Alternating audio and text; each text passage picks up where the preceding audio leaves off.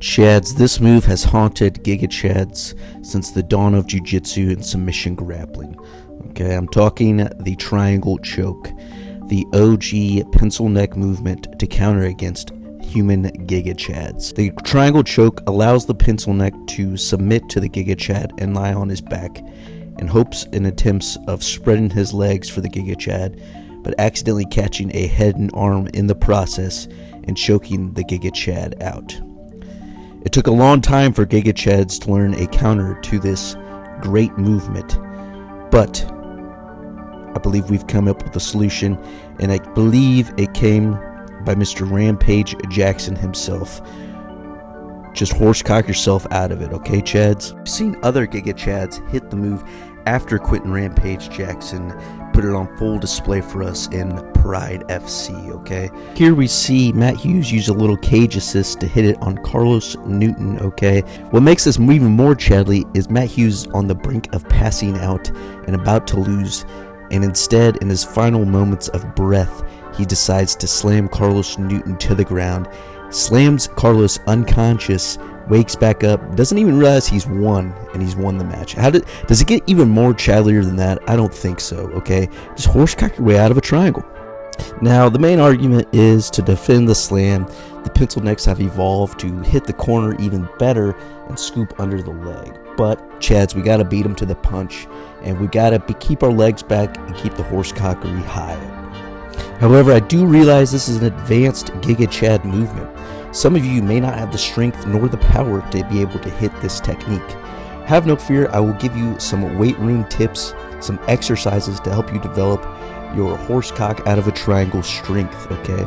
Here I will list a few exercises and how they relate to helping you horsecock your way out of a triangle. Let's get started. First up, we got the power clean, okay? Why is the power clean going to help you with horsecocking out of a triangle, okay? Well, in the power clean, you got to take the weight from the ground and hoist it all the way up to your shoulders, okay? Just like in the horsecock triangle, you got to take your man all the way from the ground up above your shoulders, okay?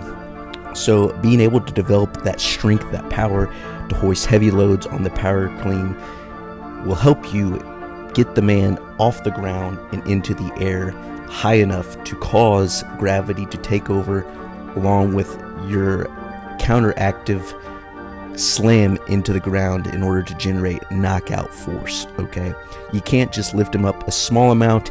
It's been done before, but it's really difficult. You really want that triple extension at the top, okay? You see when Rampage does it, he gets on the balls of the feet, and what do you see when great power clean, great Olympic lifters do when they power clean? They get on the balls of those feet for that triple extension to develop that great power to get the load onto the shoulders, and if you're slamming a guy, just slam him back down into the mat. Next up, we have the Zercher deadlift, okay? The Zercher deadlift is important because we're not going to just be able to grab the man with straight arms like in the power clean. We're going to have a bent arm angle, and we're going to be hoisting him up with bent arms like we will be in the Zercher deadlift.